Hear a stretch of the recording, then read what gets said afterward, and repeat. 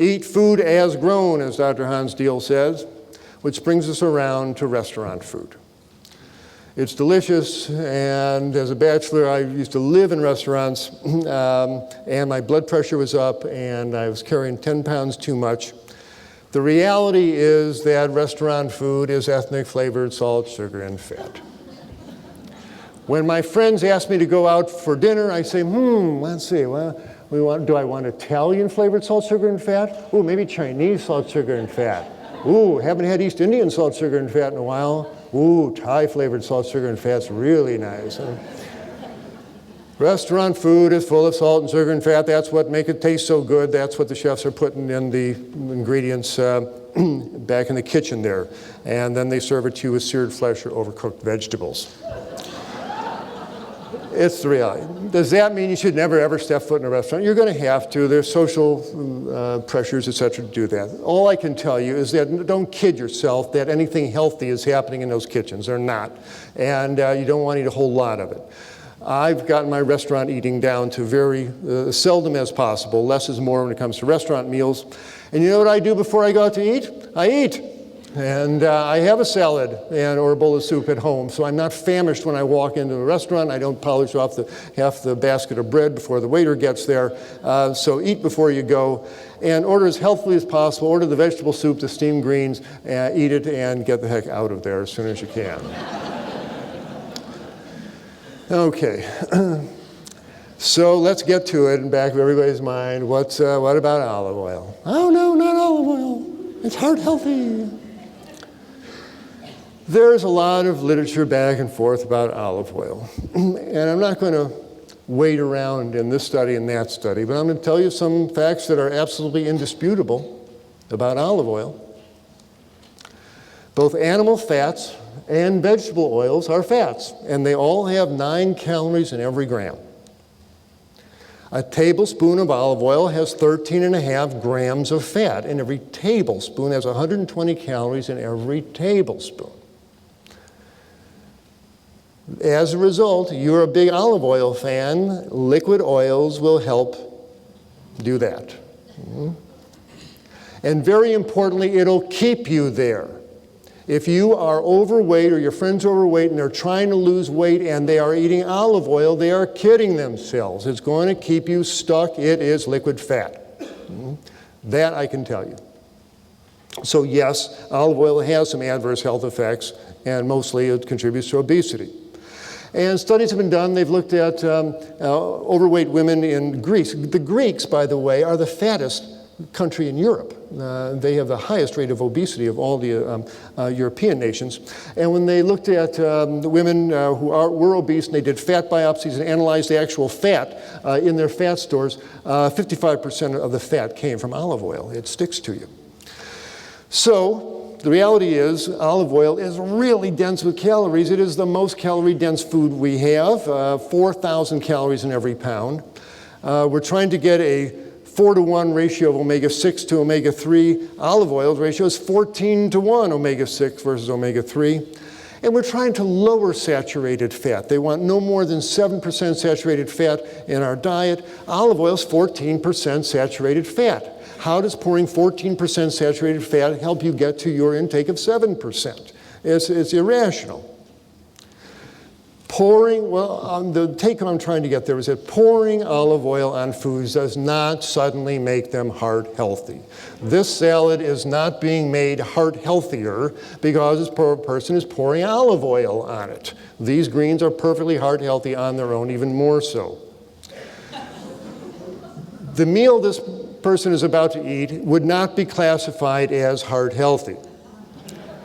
If she pours some olive oil on her salad before eating the sandwich, it is still not a heart-healthy meal. It is still not a Mediterranean dinner she's having here, even though she poured olive oil on her salad. This is what Mediterranean diet has become. Oh, I've used olive oil on my salad. Unhealthy eating is unhealthy eating. This is how your blood looks after you eat rice and beans. You eat a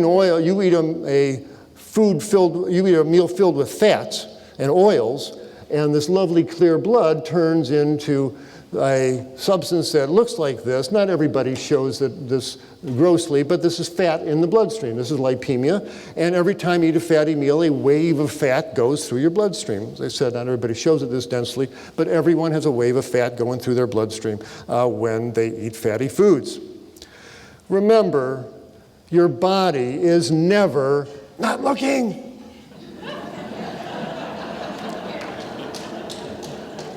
You can't tell your body, look over here and have a cheeseburger down there. What's that? Your arteries know, your liver knows, your heart knows. If you are going to be eating a gooey, greasy pizza like that, it's going to turn your blood fatty. Even if you pour olive oil on your salad, before you eat this greasy piece of pizza, it's still going to turn your blood fatty. Your body is not fooled. It's never not looking. Don't kid yourself about olive oil making things heart healthy. Spaghetti Alfredo with a little bit of bacon and egg yolks there to make it really challenging. This is dripping with oil. If you then pour some olive oil on your salad before you eat the Alfredo, do not think this is now a heart healthy meal. It's become a cover for the rationalization of atrociously dangerous eating. Again, your body's never not looking. It's not good to make your blood fatty with any oil after you eat. And as Dr. Esselstyn is trying to tell us, the olive oil and all these refined oils, they're not friendly to your arteries. They make your arteries stiff, and they keep your arteries from dilating and relaxing in response to nitric oxide, which helps keep our tissues healthy by allowing blood to be delivered to them. And this has been documented. Dr. Vogel has given people food with olive oil in it and to study the effects of their arteries. And he looked at the Mediterranean diet on endothelial function. And he blew a blood pressure cuff. He gave them some olive oil, blew a blood pressure cuff for a few minutes, deflated it. And instead of the usual increase in blood flow, there was no increase in blood flow. Olive oil paralyzes the blood vessels from the normal dilation. It's not friendly to artery stuff. And as they said in the study, in terms of their postprandial, that means after eating effect on endothelial function, the beneficial components of the Mediterranean diet and the Leon Heart Study diets appear to be the antioxidant-rich foods, including the vegetables, fruits, and their derivatives. Most likely the heart benefits of Mediterranean diet are due to it being basically a vegetarian diet. They're probably getting healthier in spite of the olive oil, not because of it. So don't see olive oil as a health food. Pouring oil on your food is pouring oil on your food. You don't really want to do, there's no reason to do it medically or nutritionally, and it leads you places you don't want to go. So, no, he's taking away olive oil too. What do we do without olive oil? Well, what do you really use olive oil for? Two things. You stir fry your veggies in it, and you make salad dressing with it. That's about all you really use it for. Well, you can certainly stir fry your vegetables in seasoned vegetable broth. It works just as well with a nonstick pan. No reason that you have to use olive oil. In fact, you don't want to use olive oil. It breaks down in the skillet. Never heat olive oil if you are going to be using it.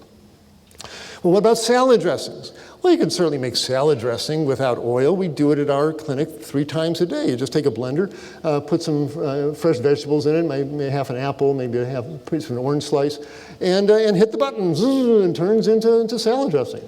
Want a little fat in there, throw in a piece of avocado or a couple of walnuts. It's easy to make salad dressings without olive oil. You don't need the stuff. And then again, the whole world of flavored vinegars, lots of ways to make the salad dressings taste good. So what's the take home of all of this? Where do we go with all this? Salt, sugar, and oils. Outside of a little bit in whole foods that nature naturally put there, these are not health foods. They are taste treats. Have that firmly in your understanding.